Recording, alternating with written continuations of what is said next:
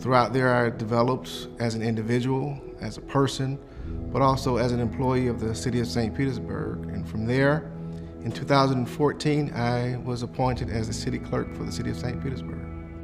The city clerk is a very responsible role. Not only are we responsible for the legislative issues of city council, but also our city elections. If you look at the history of how elections are, and being the first African American to hold the role of city clerk in conducting our elections in the city of St. Petersburg, it's a significant role because that within itself is literally setting some type of trail for others to follow as well. It dawned on me the day that I got appointed that I'm the first. And being the first, you always want to be the best at what it is that you do. Failure is never an option for me. If obstacles come, you strategize and you adapt and you go beyond them. Personally, my grandfather, a gentleman by the name of Josh Stanford, the greatest influence in my life. Professionally, there were two individuals, Thomas Jet Jackson and Clarence Scott.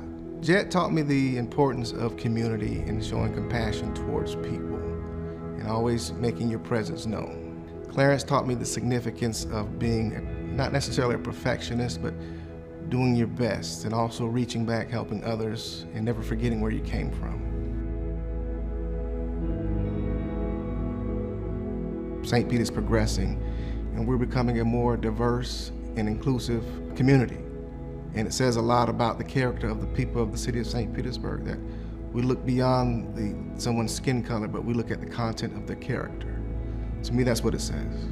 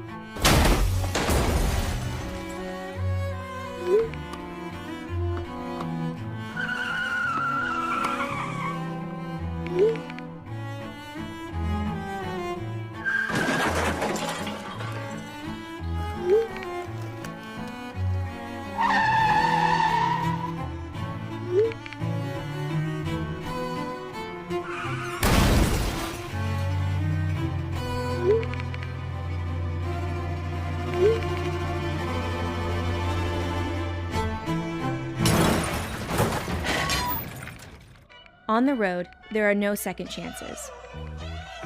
When you're behind the wheel, nothing is more important than staying focused on the road. Your life and the lives of others are at risk. Put the phone away. It can wait. Don't drive distracted.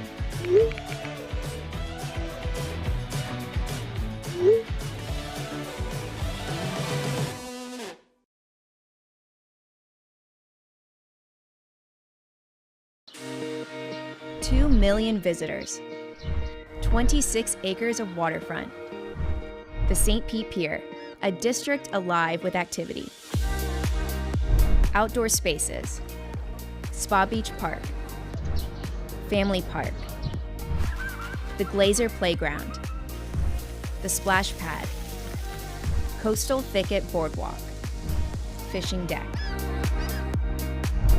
6 buildings, 7 restaurants, retail, a museum, a marine education center, 25 boat slips, public art everywhere you look, more than 100 events each year, concerts, festivals, pop-ups, fitness classes, and holiday celebrations. And behind it all, thoughtful design. Accessible, sustainable, resilient. Protecting our seagrass, recycling oyster shells, planning for sea level rise. The pier is more than a landmark. It's our waterfront gathering place, where St. Pete comes together.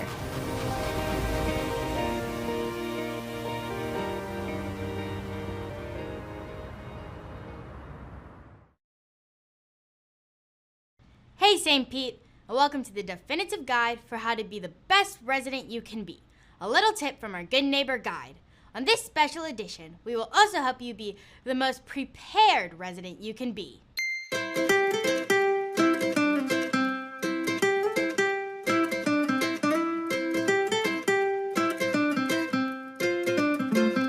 Welcome to our special edition Good Neighbor Guide, coming to you from the City of St. Pete's production studio to talk about something super serious, hurricane season. Here's one thing we can't control, where and when a tropical system will make landfall. But here's what we can control, being prepared. So let's talk about what you should be ready for, before, during, and after a tropical system. Let's start at the beginning. What to do before the storm. Can we roll that before the storm animation?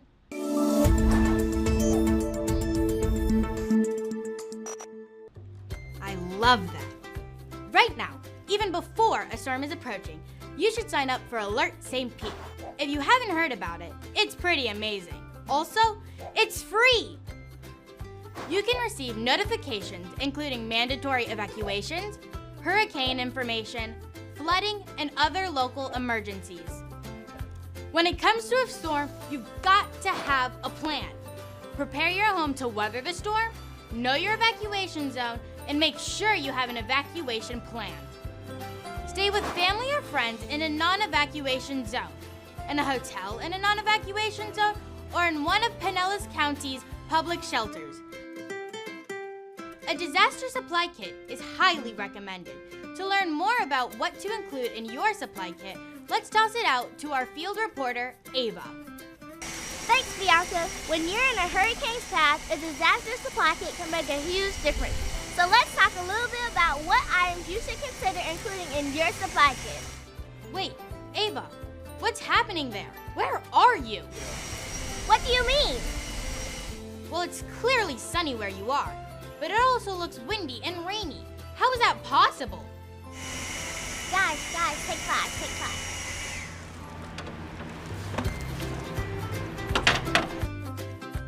Sorry about that, Bianca. Let's get back to the disaster supply kit. In the event you have to evacuate, a prepared supply kit can make a huge difference. Experts say basic. Emergency supply kit can include the following items. You should have enough water and food packed to last you at least 7 days. Additional suggested items include a battery-powered or hand-crank radio, flashlight, first aid kit, extra batteries, and chargers for all your electronics, cash if possible, and any important documents you may need, and some items to help pass the time. Prescription medications, glasses, infant formula, and diapers, any pet food, and extra water are also good things to consider. Being prepared will keep you one step ahead of the game. Back to you, Bianca.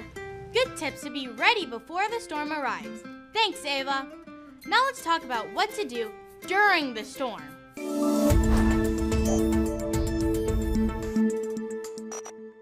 You'll hear a lot of talk about tropical storm and hurricane watches and warnings. Being familiar with the difference is important. A watch means the potential exists for severe weather and you should stay informed. Remain ready to move quickly as conditions can change rapidly. But a warning means that severe and disruptive weather is imminent and you should take action immediately. Safety is critical during a storm. Do not walk, swim, or drive through flood waters. If you did not evacuate in time, stay away from windows and take shelter in a small interior room until the storm passes.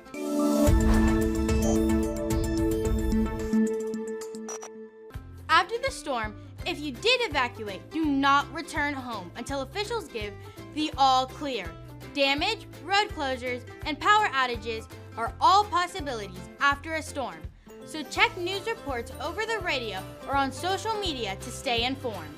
If you encounter an intersection with an inoperable traffic signal, treat it as a four-way stop. Stay clear of any down-powered lines. Report outages to the Mayor's Action Center or your energy provider. And remember, the city has some low-lying areas, so if you see standing water, do not attempt to drive through it. Check the info at the bottom of the screen for ways to contact the Mayor's Action Center. This guide is not all-inclusive. For more thorough information, like checklist, a flood zone map, and other resources, visit stpeprepares.com. And our county's partners website, pinellascounty.org/emergency. A tropical storm or hurricane is a serious matter. If you're prepared, this stuff is so easy, a kid could do it. We all love our city, including our homes, businesses, pets, and neighbors. When a storm approaches, look out for each other. Rescue efforts are most successful when we all keep an eye out for each other. We can all do our part and take care of St. Pete the best we can and follow St. Pete's Good Neighbor Guide.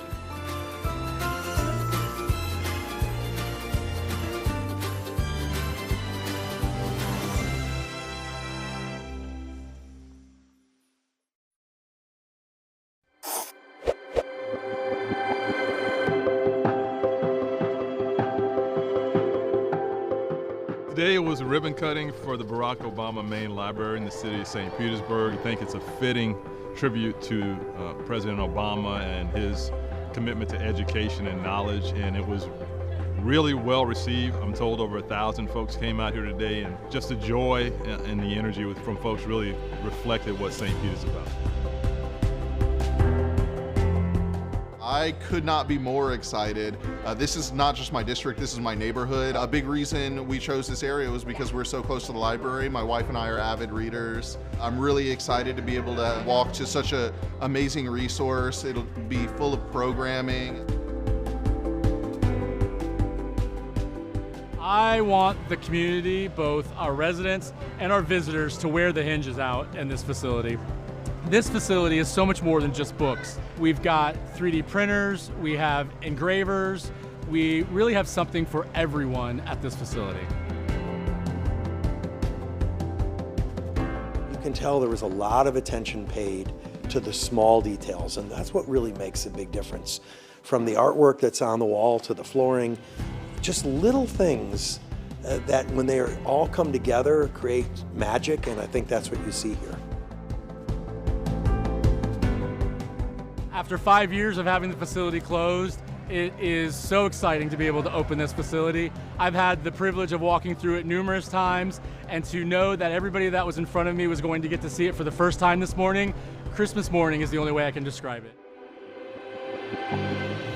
The same moment I looked at the lake and the back doors of this library, a smile came over to my face and a calmness came over my soul. And I imagined generations to come finding a safe, unbelievably beautiful place to learn, to explore, and to grow. And in that moment, I felt the weight and joy of what this library represents to all of us here in the city of St. Petersburg, and a place of hope for our future. Thank you, and congratulations.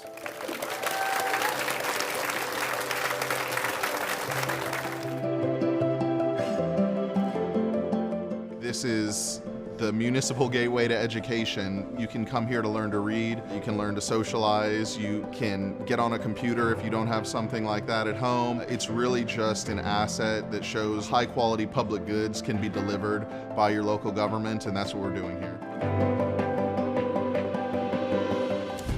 This library clearly has been designed not only for the way people are using libraries today, which is very different, but you can tell there was a lot of thought into planning for the future and how libraries will continue to evolve. We're going to have the next leaders of our city and nation for generations start here at the main library, just like I did and many others did. So this is one of the best investments we can make in our city. Come down, get your library card, and build your journey to success right here.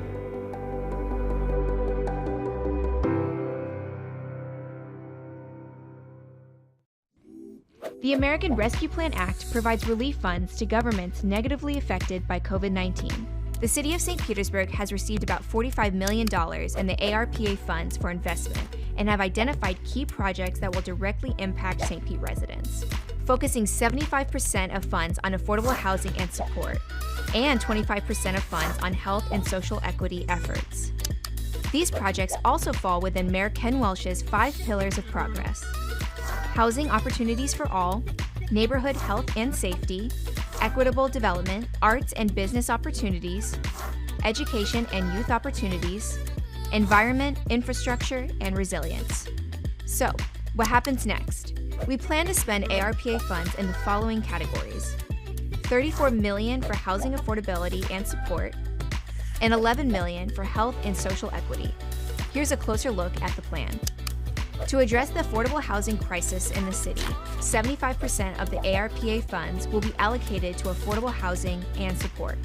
The city received the Housing Champion Award from the Florida Housing Coalition, which recognizes the city for dedicating the highest percentage of COVID-19 state and local fiscal recovery funds from the ARPA to affordable housing. What might that housing assistance look like? Financial assistance toward things like new housing units, shelters for families in need, and additional supportive services. With the rest of the funds, the plan addresses mental health challenges and food insecurity. 25% of the ARPA funds will be used to develop projects that treat root causes of these conditions and situations. Things like food security programs, mental health counseling, youth development and nonprofit funding, and other neighborhood services. For more information about the city's use of ARPA funds, visit stp.org/ARPA.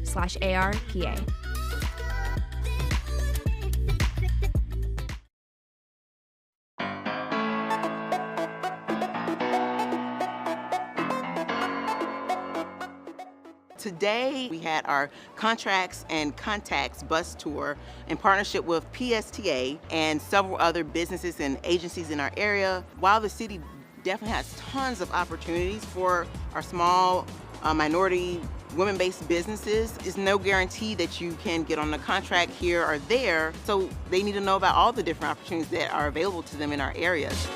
We want to invest into our community.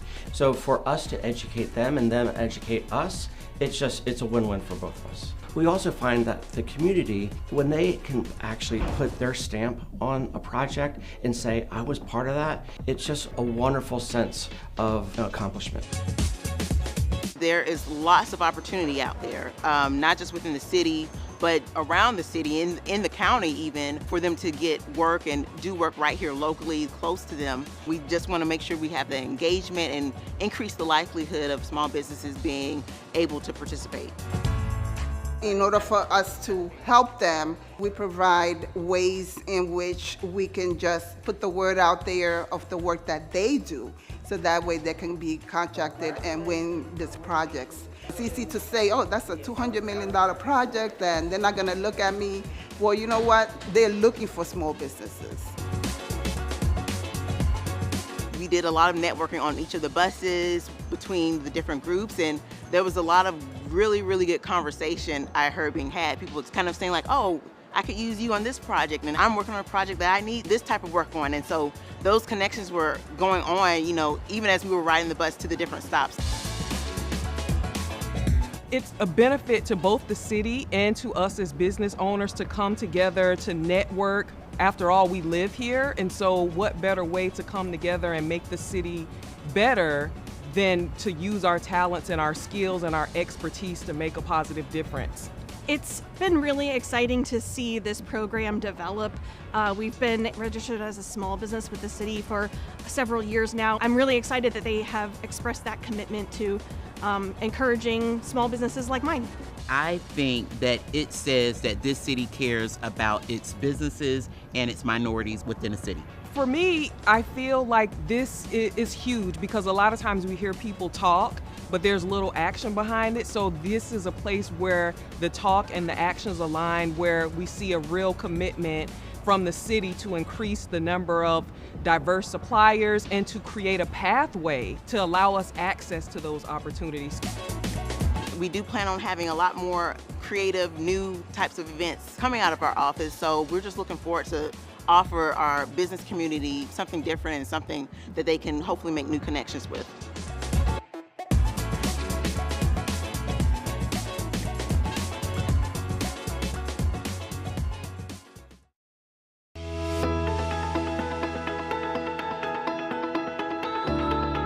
Camp Ignite is a 3-day program where aspiring female youth between the ages of 13 and 18 are able to come to fire rescue and experience what it's like to be a firefighter. The girls will be learning a lot of hands-on skills within the fire department. They'll learn about the importance of teamwork and mentorships and building lasting relationships. 18 Sparks, together we ignite! We want to leave a lasting impression so that when it is time to figure out what their career is, they keep in mind that St. Petersburg Fire Rescue is here.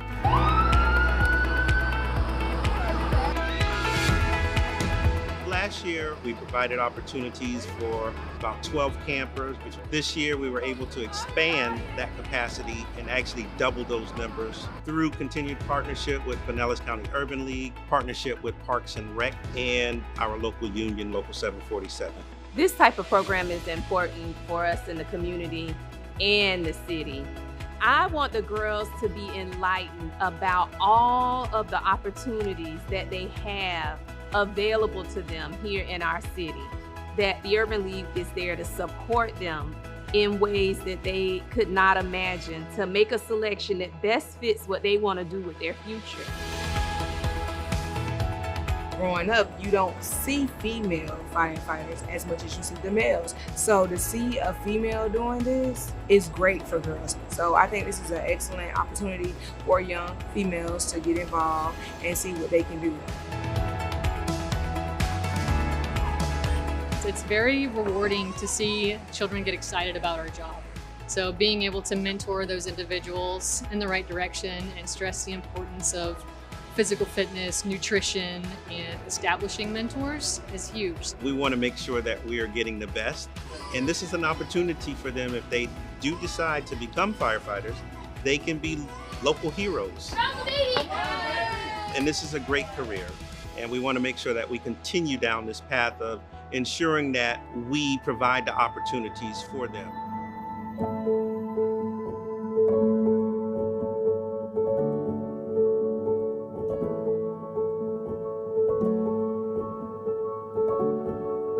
Camping night is being a firefighter. They're just giving us new experiences of what the firefighters actually do. They're trying to inspire young girls to want to try and be firefighters. I think my favorite thing to do was probably saving the baby, and you have to like go through the smoke and crawl on your knees to try and find the baby. I think that was pretty fun. I really liked going up in the ladder truck because they took us like all the way up. It was like 100 feet. It was really fun. My favorite thing was when we went in an ambulance, we got a thing on the radio that said there was an alligator attack. It was like cool to feel like the adrenaline and try to like save them. It's inspiring to see females doing firefighting because like when they do it, it means that I can do it too, and so many other women can too. They have taught us a lot, and they have brought different perspectives of being a female firefighter to us. Girls feel like that they can't accomplish the same things as men just because of the standard. But really, there's like some really strong women out here, and it just inspires you to do what you think you can do.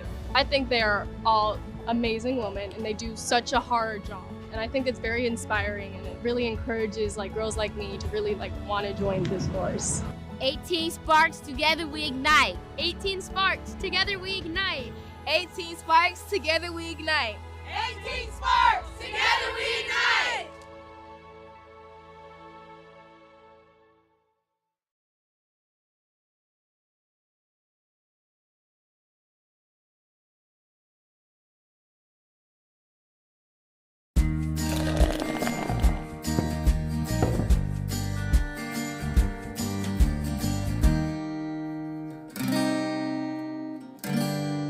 You know, the other day I was down close to the ballpark and I stopped at a fountain to get a drink, and a woman came up to me and said, you know, that's really the fountain of youth. You're going to turn younger. Do you have any idea what she was talking about? Do you feel younger? I do. Good, it must have worked then.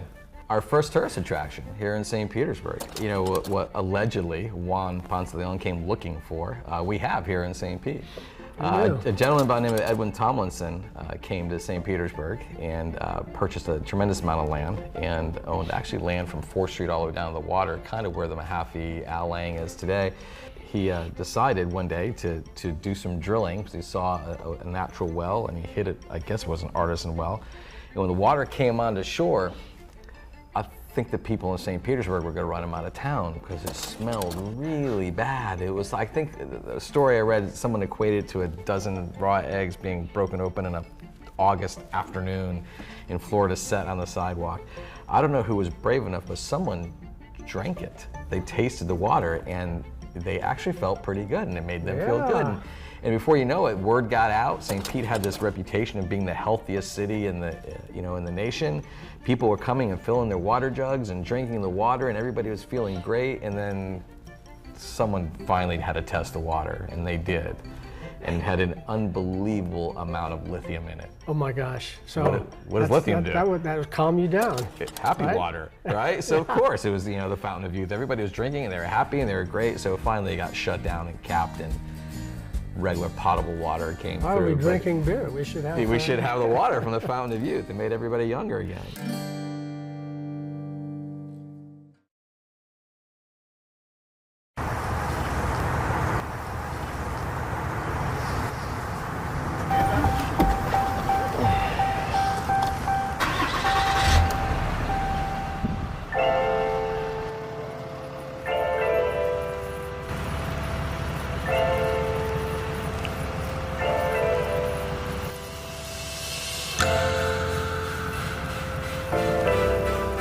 My name is Jacoby Chambliss, and I'm a traffic signal technician here with the City of St. Pete.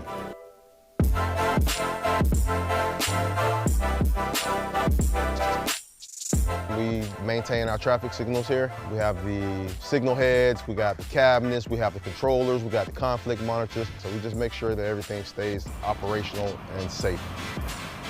This is a very important job. We make sure that people get to work on time. We make sure you get there safely. That's one of the most important things, is just being safe. Without traffic signals, life would be chaos for us. We come in, we get our orders from our manager. We check our trucks and make sure we have everything we need for today. Our orders can be anywhere from maintaining a cabinet where we go out and clean it out and just make sure all the timing and everything's up to par. From there, it could be calls we get in from citizens saying, hey, you got lights out, and we'll take care of different things. That you got poles that get hit, it's always something different. It's a highly hazardous job. You're dealing with electricity, high voltage you're dealing with, weather. It's a rough job to be out there. You got traffic coming by you, all types of speed.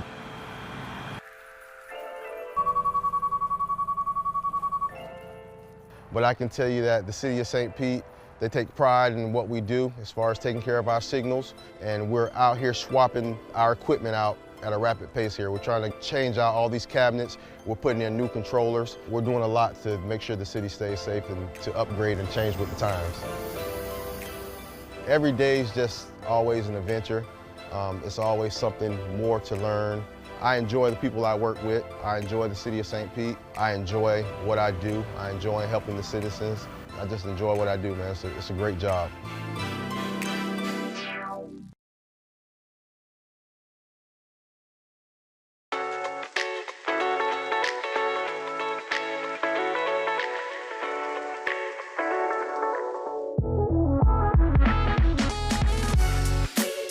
We're here at the Shell Dash Townhomes ribbon cutting, where 10 homeowners were given the keys to their homes, and it's the first project like this for Habitat in St. Petersburg.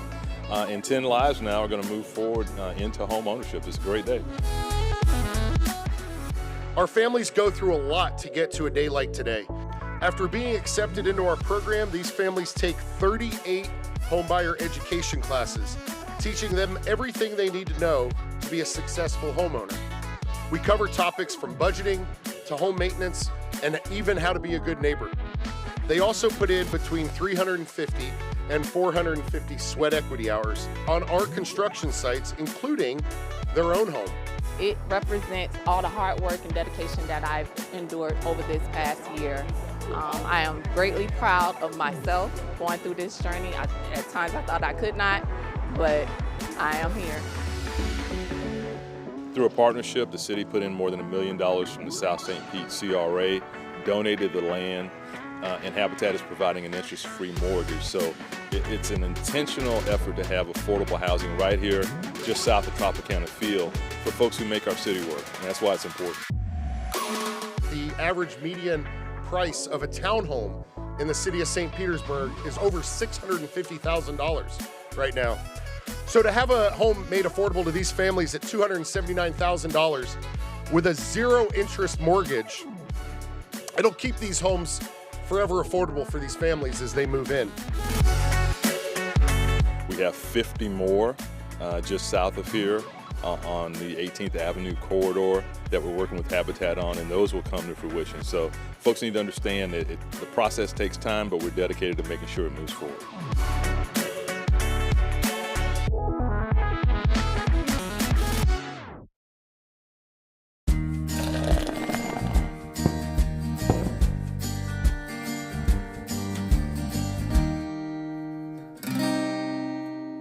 A lot of these baseball fans that go to the Rays games, and we see these, unbelievable great players come through St. Petersburg and play, but it's not the first time. And a lot of people don't realize that all these legends that they hear about, these Hall of Famers, would just walk the streets of downtown St. Petersburg. Absolutely.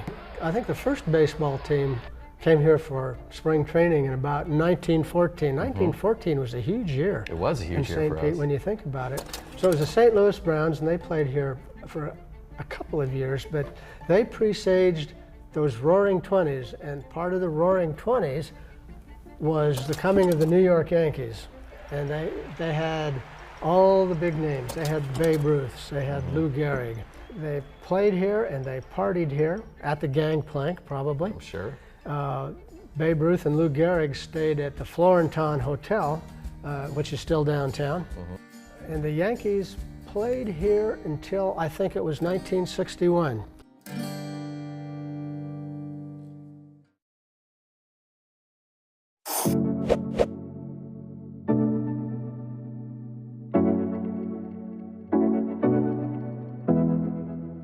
Today we're cutting the ribbon on a building, but what we're really celebrating is a major step forward in the city of St. Petersburg.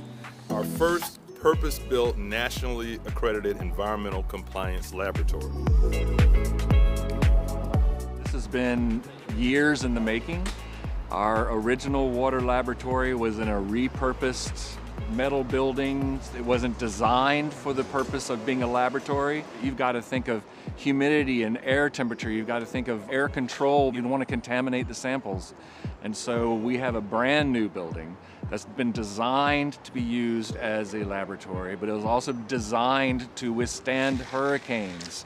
It operates through a storm, and that's really important so we can get our systems back up and running. It's so neat to see what they're doing. I mean, you're talking about drinking water, beach water, storm water, essentially any water that comes through the city, they're testing, because not only are they worried about what's coming in contact with us, they're worried about the environment too. I mean, it's just a massive project. It's a massive undertaking, and the work they're doing is just so important. This lab provides analytical results to the Hillsborough Health Department, Pinellas County Health Department. We provide a regional benefit.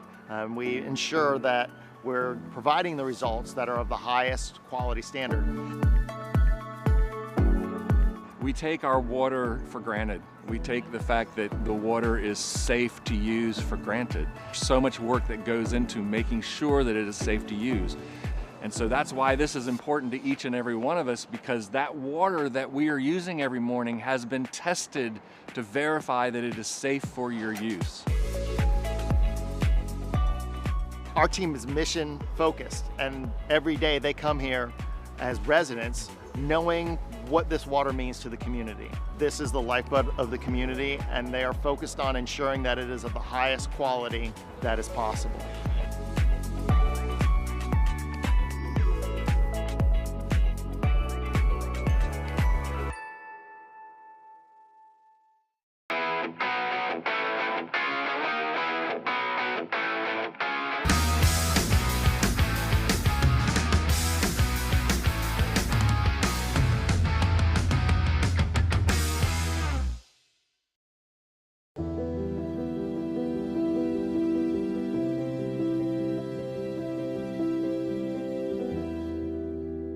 Everybody wants to know what the future holds for 620.